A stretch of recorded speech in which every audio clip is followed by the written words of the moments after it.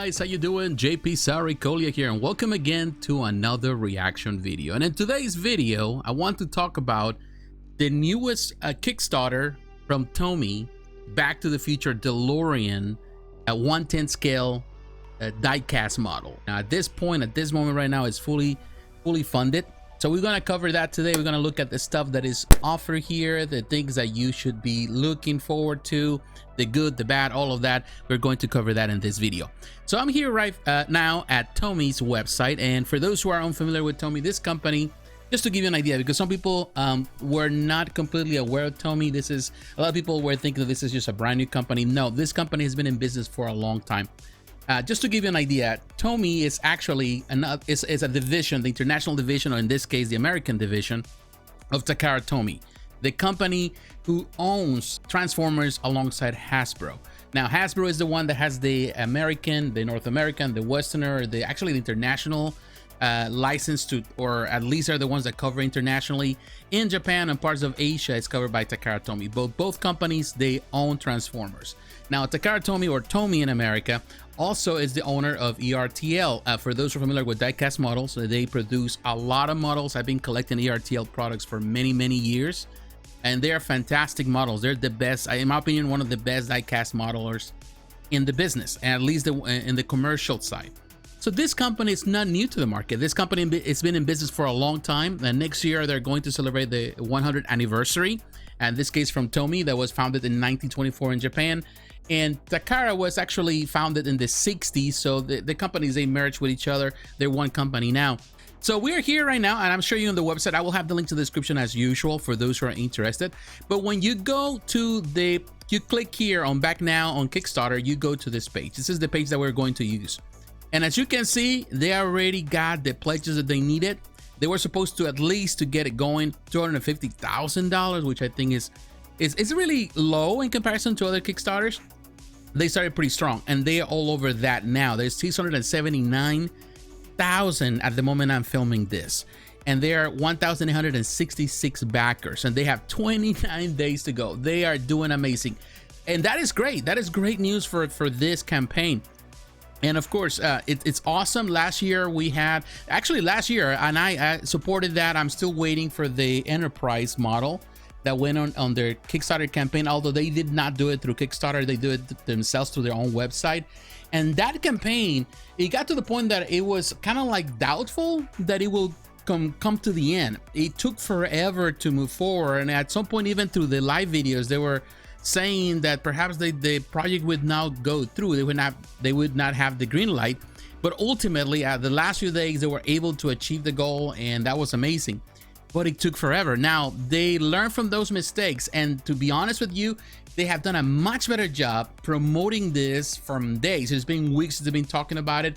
I think it's over a month. They've been having ads all over the place in social media, on Instagram, on Facebook, everywhere. So a lot of people are aware of this, and perhaps, you know, in this case, Back to the Future is more popular than Star Trek, but they learned from the mistakes from last year, and they apply it, and that's the reason why, in my opinion, the social media outreach that they did, that's the reason why they're moving forward with this campaign. But here you can see there's a video. If you can click on it, of course, it's gonna take you, and it's a pretty cool video, as you can see. And this is a phenomenal representation of this. It's a 1/10. This is the first time they're actually, the DeLorean has been done in a 1/10. We have something smaller. I personally have the Sunstar that for many years, the model, the 118 model, that for many years was pretty much the standard. Then of course we have the Hot Wheel Elite, which is an amazing piece as well. And those are great. They're fantastic models, but they're 118, and you have to have smaller figurines. Actually, there were some companies that produce some smaller figurines to go alongside them, but they're not the right scale for this. Now, if you want to, you know, put this on a display, you can actually display them with the NECA figures, which are 7-inch tall, and 7 inches means that they are 1/10, so they are on the proper scale. But this one has lights. They have done a fantastic job. It has its smoke effect. Now, don't be afraid about the smoke, because it's not water-based. This is the same oil base that they use actually for trains. If you're a train collector, train collectors are familiar with this. They've been doing this for many years. Of course, this is based on the first film. there's a possibility that we're talking about in one of those live videos, and they do these live videos on Facebook, that they may do a based on the second movie or the third movie. All depends how things go. Of course, they're doing these campaigns every year, so we don't know if next year they're going to have something like that. But I think it's great. I think the first one, at least from the first film, is the most iconic in my opinion. Of course, the second one is also iconic, and they're great. But definitely the most classic in my opinion is the first film. And it's just perfect. As you can see, it's a 1/10 scale. Again, this is the first time they're doing it. 17 inches long with die-cast metal parts. So that's another thing. When people were saying, well, you know, in this case, you should go for the Hot Toys. Of course, Hot Toys is bigger. That's a 1/6 scale piece for 1/6 scale figures. But in this case, the Hot Toys, it's made out of plastic parts, not fully die-cast. If it's fully die-cast, it's more expensive. So here you're getting something that actually feels more premium in the end, because of course the metal makes it feel premium in my opinion. Not saying that the Hot Toys is bad. It's a fantastic piece, an amazing piece, something that I would like to have, but I don't have the space for that big monster. The NECA toys are actually the only ones that you're going to find in the market right now on the 7-inch scale, on the 1/10 scale. So they're gonna fit perfectly. Now, one thing people were saying, you know, and they have mentioned this, some of these figures probably are not going to fit well, or they're going to sit. However, in the most recent video, live video, they said that they're working on it, trying to fit as many figures as possible. So they're doing some changes, some adjustments to the prototype. So they show some pictures what they're doing in the factories in China. So that's a possibility, but it doesn't mean that all the figures are going to fit. Keep in mind that it's not like they're working with NECA on this, but they're trying to make adjustments. So you're going to have at least some of the most important figures, like, you know, Marty McFly, to be able to sit. You know, that's something that is great. They are doing some type of giveaway with this display, which looks fantastic. You can actually find these displays online. You can go and order them, so it's not like they're going to be hard to come by. They're easier. Some of them have, you know, you can get some with light up features, all that. Those are great, and I think the space is fine. And actually, I need to look for one. I have a couple models that actually need some bigger displays, so they're fine. They're easier to find. Cool. Hopefully, actually, Tomy gets to sell them at some point. Of course, you got the die-cast metal body and doors, which is something nice. You got the plastic vehicle parts. So there's parts that are made out of plastic and ABS, which is normal. Now, one thing this model doesn't have, which was kind of like a disappointment for me, there are a couple of things that I point out. First and foremost, I would say the hood doesn't open up.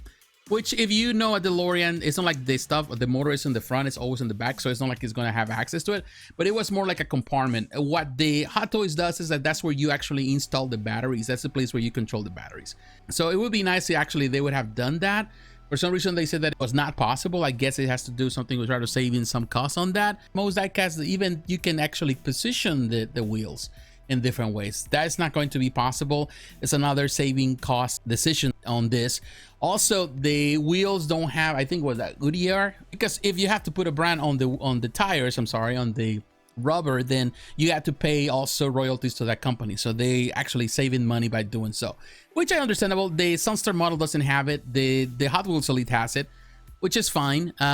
It's not going to break me. I don't think that's not as important, but it's also important in the accuracy. Another thing that they mentioned is that in this case, the cables on the side and some of the cables inside are going to be all one singular color, which some people are disappointed, because some of the more recent models have separate colors, different colors, that they're technically based on the original model. However, when you watch the movie, it's hard to see because of the way, of course, of the filter of the movie. It's not like you're able to see the colors, but those who are purists, the people that actually have seen the model and they're trying to recreate the model as accurate as possible, are going to point this out. They're talking about the possibility to add a USB charger to it, but it depends. They were saying that if this really reaches the goal or surpasses all the goals expectations, they might add this as a tier, maybe consider this. They thought about it initially in the process, but it will be too expensive for them to produce it, at least on the cost of the price that they wanted to sell it for. I like the interior. I think they did a fantastic job on it. They still, of course, a lot of this are pending approval. It's a lot of things that they need to still work on. I do like the light ups in the back. Definitely looks nice. And that smoking effect, at first I wasn't crazy about it. I thought about it when I heard about it. I was thinking like, I don't think this is gonna work so good. But the more I see it, the more I feel that, okay, you know, I can see it. And I've seen this effect, of course, on trains and train models. So I feel that, you know, it's possible. And I think they have done it well. I see some on the video. It looks fantastic. It's just a cool add-on. And it's not necessarily one that you will have to, you know, like have all the time if you don't want to. But it's a cool add-on after all. And no other Tan Machine has done it in the past, so this is the first time that company decides to do it this way. I think it is a pretty cool concept. And on the rewards here you have, this is what I have, what I ordered, and the VIP early bird was $299. You also get Einstein the dog, which looks really neat. That's a nice add-on, and that is free for those who kind of do the early bird. At least I think within the first 3 days, you're gonna get it free. After that, you're gonna have to pay for like $15 more. But also they get the option for, you know, those who want to buy 2. And I think there's also, they save a little bit until, you know, on the, I think on the shipping side.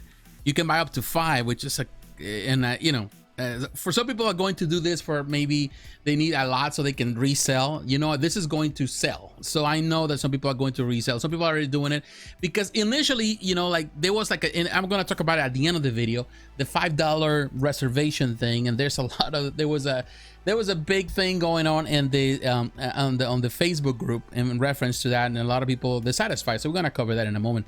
But as you know, some people were actually doing this internationally. Unfortunately, they're unable to ship internationally. So some people were complaining about that. However, you can use other services where you can ship within the United States to certain location. Companies do that for you, and then they'll ship it to your country. So there's a few services that actually do that, and there's something that a lot of collectors use around the world to purchase from place to place to place. It's not promoted by Tomy. It's not, they're not leading you there, but it's something that they can do. They'll ship it whatever you want to ship it, even to a friend who lives in the States and is willing to ship it to your country. And of course, the more time that passes, the price is gonna go up a little more. So technically, when you come early within the first 3 days, you're getting something. At least you're saving yourself more in the money. At least supposedly that it would be $100, but I think it's a little less than that. But you save some money, and at least you also get Einstein for free, or at least early on, before everybody else has to pay. Now, the stretch goals that we have now, they are over 600,000. That's done, and easily they're gonna get into the $800,000. When we get to this, the first tier, the first goal, they're gonna get the lightning hook accessory, which is gonna be included with all pre-orders. That is fantastic, cool. Once they close into 1,400,000.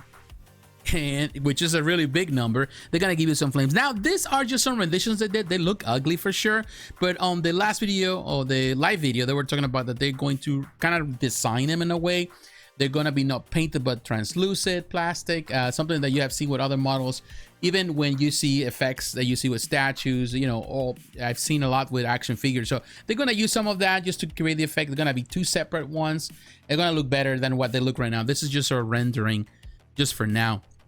And here you can see the specs. You can see a 17.4 inches long, and then it's a 5.48 inches tall. I think it's the standard 110. And here you can see now with the doors open, it's 7.35 and 7.8. That is the width.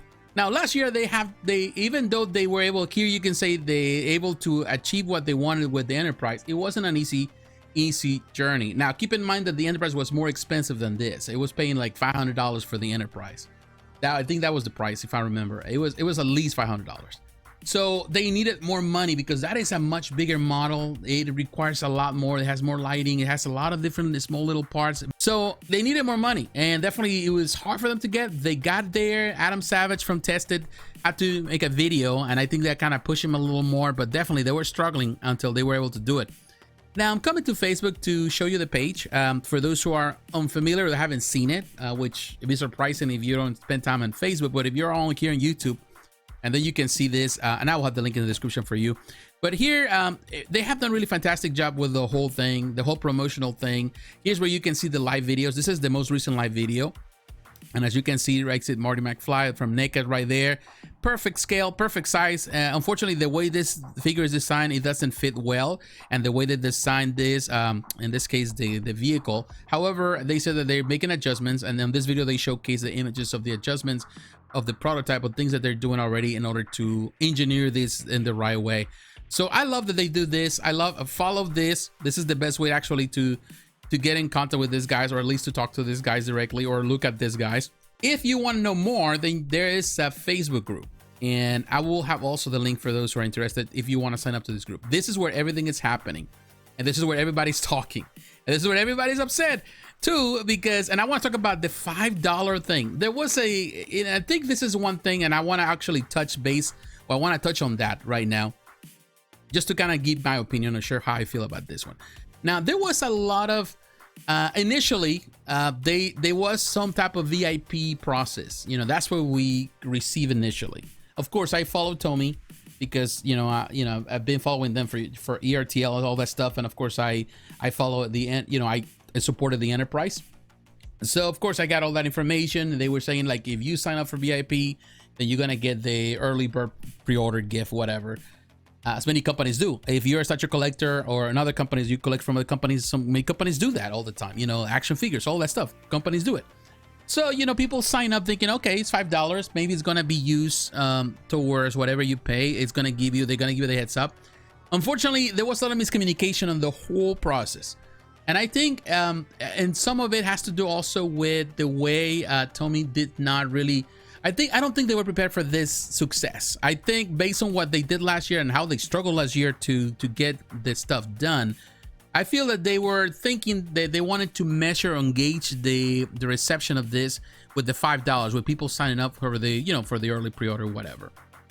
And it went above and beyond what they were expecting. And of course, they were not prepared to give anything back. A lot of people, myself included, were saying, well, what happened with the $5? The $5 are in the air. And I was saying, well, it's just because you're getting the information and you're giving your emails, you're part of the VIP group. But the truth of the matter is that you didn't have to pay the $5 to be part of the VIP group. Actually, the VIP group, even though it's a private group, it was open for anyone. And of course, every campaign, every ad that was promoted on Facebook or Instagram was linking you to that group. So people were signing up to the group without even having to pay $5. And the way the Kickstarter works is totally separate. The process is very separate than the process that they did with the Enterprise last year, directly through the website of Tomy. So it was very different. And they were saying, well, you're gonna get also the email when it goes live, but you already knew that it was going live at 9 a.m. Eastern Standard Time. So it was not like it was a surprise for anyone. And you only had to do is to sign up to Kickstarter, because it's a separate thing. And the funny thing is that Kickstarter sent me the email 5 minutes before I got the email from Tomy. So by the time I got there, I'm busy at work. Of course, I'm busy. It's in the morning. I get really busy. By the time I went to pre-order, there were a lot of people already pre-ordering, and people that they did not pay the $5. So it's like, because it's already open and to the public, everybody can come. So there was some little bit of miscommunication, mishandling, I would say, in the end. The good thing, and I'm just saying this, is that ultimately the company told me, the guys, they said they came and they said, well, we're going to Laura. I think that's the name of the lady also that is managing all the posts, and she's replying. They have a big response. And they say, if you request for this, if you request for a refund of your $5, then we'll give it to you. And they said that in the video as well, which I think is the nice way to do it. At this point, they don't need the $5. At this point, they already did it. I know some people didn't like it, and they voiced their opinion. And some other people, they were angry with the people voicing their opinion, saying, well, because we got this and that. And at the end of the day, it has nothing to do with the money. People were saying, oh, if you're spending that much money for this collectible, $5 is nothing. And I would say, yes, it's nothing, but it's not about the amount. It's more about the principle, the way you promote something, what you promise that you're going to do, and all of a sudden it becomes a bit iffy. The waters are murky, so people feel affected. And I'm a person that has been following Tomy for a long time, but a lot of people are new here. A lot of people are never followed Tomy. They came here because they saw the promotions, they saw the ads on Facebook, and they were led to believe that was important and they needed to do it. And ultimately, it didn't work out as good. And that is something that, I think it's a lesson that Tomy can learn. I don't need the $5 back. I'm not asking for a refund. I'm okay with it. It's fine, but it's just something that they have to learn. So in the future, they can manage this, because a lot of the things have kind of like, they've been moving things around. Some changes have been made in the process. So it's been kind of a revolving thing, a constantly evolving situation. And hopefully by next year, on the next project that they do, and if everything goes well, they'll learn, and they have set certain boundaries, or at least certain tiers and things that are more clear for people to feel more comfortable getting into this. Now, coming to the end of the video, there's a lot to talk about it. I can go on and on. I am excited for this. I am excited because, first of all and foremost, I am a die-cast collector. I'm a Back to the Future collector. and also I'm a NECA collector. So it's like, you know, the three things combined, I think is perfect. And I think it's a fantastic piece of memorabilia, and I think it's one of the best. I wouldn't say the best. I think a couple of things could improve this. Some people were even pointed out why it doesn't have any, you know, in this case, some sounds. They said before that it's because sometimes adding all that adds more to the cost, and also sometimes it doesn't really sound right. It sounds very tinny if you put little. They thought about it, but it didn't work out so well. You know, trying to find speakers on the right size, all of that is a mess. So they decided just to, you know, go without, and to be honest with you, I'm fine with that. So there are a couple other things that perhaps could have been improved here. However, I still believe that this is a phenomenal collectible. It is perfect for what it is in that sense, you know, that is going to be able to create a display now with the figures that you already own, if you own the NECA figures, and it's gonna look fine. And if you don't own it, you can still go and buy it right now, because there are NECA figures for Back to the Future everywhere. You can go to Target, you can go to Best Buy, you can order on Amazon. They're everywhere. So they are at Walmart. So it's not like they're not hard to come by. There's not like Teenage Mutant Ninja Turtles from NECA that are really hard to come by sometimes if you don't go to Target. There's the only place that they have it, at least the cartoon style. So I think that the options are there, and if you're not limited, I think this is gonna look fantastic. I'm happy for Tomy. There were some mistakes made, but they are making things right. They are offering refunds for those who want their $5 back. That's good. And they're also listening to the feedback of the customers, and they're doing a fantastic job in communicating and really bringing things live. I think a lot of things that were wrong last year, they improved this year, which is fantastic. Doesn't mean that this campaign is perfect, but I'm totally sure, I'm confident that next year is going to be even better than this year. At least for the things that I've seen so far following these campaigns. And of course, this is the second campaign that they have run. So my friends, what do you think about this? Are you excited about it? Did you pre-order this? Did you offer that the Kickstarter? How many you purchased? Let me know. Are you going to mod yours? Let me know in the comments below. So once again, my friends, thanks for watching. Don't forget to like, comment, and to subscribe to the channel. Hit the notification button to remind you of the next video. Follow me on social media, Facebook, Twitter, Instagram. The links are down below. And please consider supporting the channel financially through Patreon. My friends, God bless you. Take care. I will talk to you again. Bye-bye.